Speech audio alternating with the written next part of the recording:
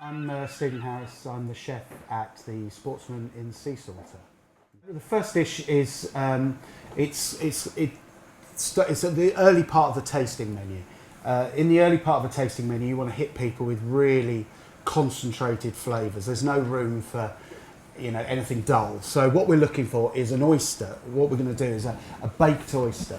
So the oyster's baked in its shell, which produces a really interesting flavour.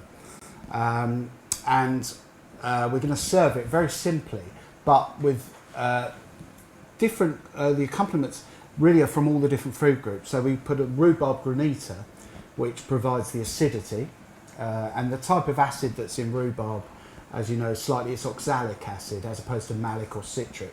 So it's got a very, very specific taste, and it brings out the kind of umami in the oyster. And then for extra kind of savoury umami flavour, we've got some crystallised seaweed, which is sea lettuce from the beach, which we dry and make into a powder.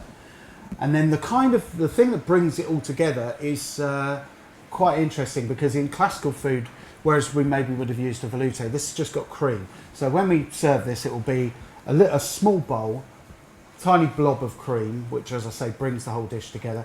Then the baked oyster on top, then the rhubarb granita, and a little bit of seaweed on top of that.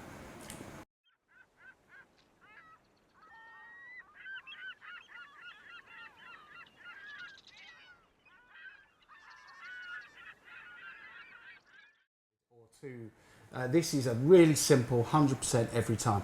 Basically what we do is, it's got the seaweed, the sea lettuce in, because we've got a beach just near us. We've always made our own butter, because I love at the beginning of a meal that bit where you get the butter turns up and the bread. So we really concentrate on that aspect of the menu. But when we were making our own butter one day, I'd been to Brittany and had seaweed butter. And I thought, wait a minute, why don't we try making our own? So I got some seaweed from the beach, dried it, put it in with the butter. And we actually, in the end, we had this gorgeous seaweed butter. And I thought, what can we do with this? And then one day we had some slip soles, which, as you know, are small Dover soles. I'd slip sole on the tray, and then I'll cut off bits of the seaweed butter and put them on the slip sole, and literally just put it under a salamander for about 3 minutes, depending on the size of the fish. And in that 3 minutes, the butter will melt, it will cook the sole. But key to it is that you then take it off and leave it for 3 minutes, because it's fish on the bone, and to get that perfectly cooked meat coming off the bone, it's not just resting time, because resting time sounds optional. It's not. 3 minutes of the cooking is under the grill. The other 3 minutes of the cooking is not under the grill, just on the tray.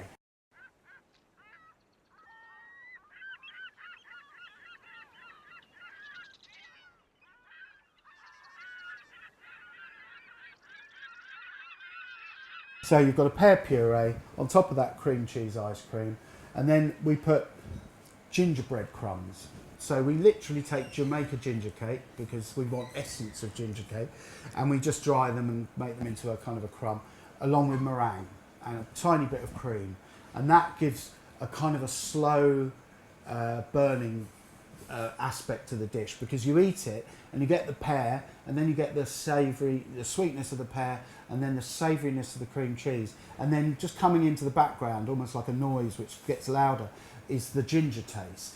And you almost don't know where the ginger taste is coming from, because you're not seeing it in its familiar form. And then the meringue, which adds a bit of a crunch, because it could become a bit of a kind of melted ice cream, pear puree, could become all a bit liquid. So and it's inspired a little bit by René's famous walnut ice cream dish at Noma, which blew me away.